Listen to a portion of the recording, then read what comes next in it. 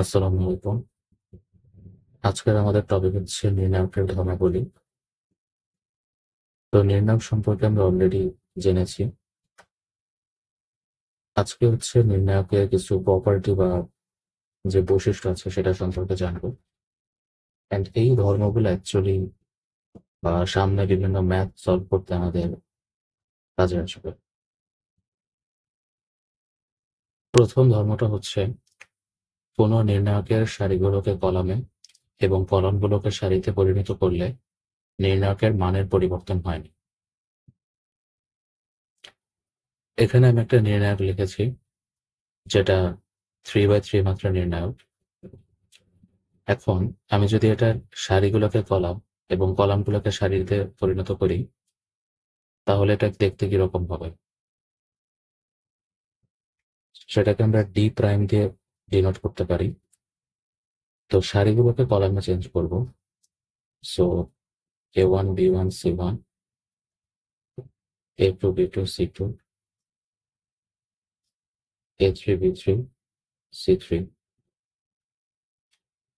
এখন তোমরা অলরেডি জানো যে কোনো নির্ণায়কের বা কোনো একটা ম্যাট্রিক্সে যদি সারিকে আমরা কলামে পরিণত করি, তাহলে কলামও আসলে সারিতে পরিণত হয়ে যায়। দেখো এখানে কলাম কি ছিল, A1 A2 A3, এটা এখানে সারি হয়ে গেছে A1 A2 A3। এখন আমরা এই দুইটার মান বের করবো। তো এটা সমান কত হবে?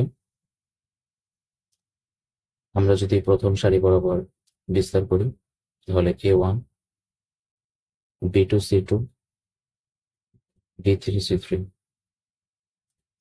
Minus B1 A2 C2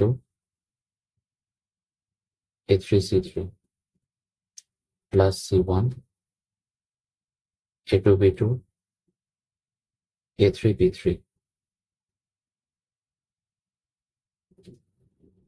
A1 B2 C3 minus B3 C2 minus B1 A2 C3 minus A3 C2 plus C1 A2 B3 minus A3 B2। তাহলে গুণ করে দিলে A1 B2 C3 minus A1 B3 C2 minus A2 B1 C3 plus A3 B1 C2 plus A2 B3 C1 minus A3 B2 C1। তাহলে আমরা নির্ণায়কের মান পেয়ে গেলাম। এখন ডি প্রাইমের মানটা বের করি। A1 B2 B3 C2 C3 minus A2 B1 B3 C1 C3 plus A3 B1 B2 C1 C2 A1 B2 C3 minus B3 C2 minus A2 B1 C3 minus B3 C1 plus A3 B1 C2 minus B2 C1 গুণ করে দেই A1 B2 C3 minus A1 B3 C2 minus A2 B1 C3 plus A2 B3 C1 plus A3 B1 C2 minus A3 B2 C1। এটা হচ্ছে D প্রাইমের মান, অর্থাৎ নির্ণায়কের সারি এবং কলাম ইন্টারচেঞ্জ করার পরে নতুন যে নির্ণায়কটা পেলাম আমরা সেটার মান। তো এখানে আমি নির্ণায়কের মানটা হলুদ কালিতে এবং ডি প্রাইমের যে মান সেটা সবুজ কালিতে লিখেছি। এখন দুইটা যদি তুমি কম্পেয়ার করো, A1 B2 C3 A1 B2 C3 minus a1 b3 c2 minus a1 b3 c2 minus a2 b1 c3 minus a2 b1 c3 plus a3 b1 c2 plus a3 b1 c2 a2 b3 c1 a2 b3 c1 minus a3 b2 c1 minus a3 b2 c1। অর্থাৎ আমরা কিন্তু বলতে পারছি যে d equals to d prime. মানে ঘটনাটা কি হলো, যে একটা নির্ণায়কের সারি এবং কলামগুলোকে আমরা যদি ইন্টারচেঞ্জ করি তাহলে নির্ণায়কের মানের কোনো পরিবর্তন হয় না। 2 নম্বর নিয়মটা হচ্ছে, কোনো নির্ণায়কের পাশাপাশি দুটি সারি বা কলাম স্থান বিনিময় করলে নির্ণায়কের সংখ্যাসূচক মানের পরিবর্তন হয় না, তবে বিপরীত চিহ্নযুক্ত হবে। এখানে আমি সেম নির্ণায়কটা আবার নিয়েছি এবং সেটার মান হচ্ছে এটা। তো আমাদের নিয়মে বলছে যে পাশাপাশি যে কোনো দুটা সারি বা কলাম যদি স্থান বিনিময় করে, তো মনে করো এটা হচ্ছে কি 1 নম্বর সারি আর এটা হচ্ছে 2 নম্বর সারি। তো ধরো যে এরা দুইজন হচ্ছে স্থান বিনিময় করছে, ঠিক আছে? তো স্থান বিনিময় করলে এটা দেখতে কিরকম হবে? দেখতে হবে a2 b2 c2 a1 b1 c1 a3 b3 c3। অর্থাৎ 1 নম্বরের জায়গায় 2 নম্বর চলে আসছে, 2 নম্বরের জায়গায় 1 নম্বর চলে আসছে। তো এটার মান বের করে আসো। a2 b1 c1 b3 c3 minus b2 a1 c1 a3 c3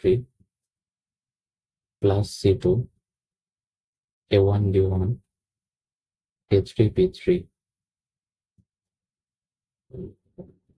b1 c3 minus b3 c1 minus b2 a1 c3 minus a3 c1 plus c2 a1 b3 minus a3 b1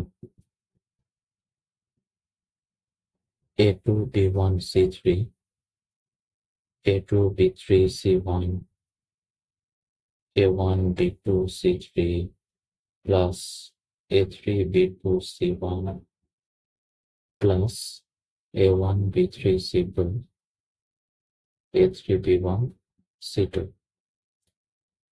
আমরা এখানে একটা মাইনাস কমন নিব।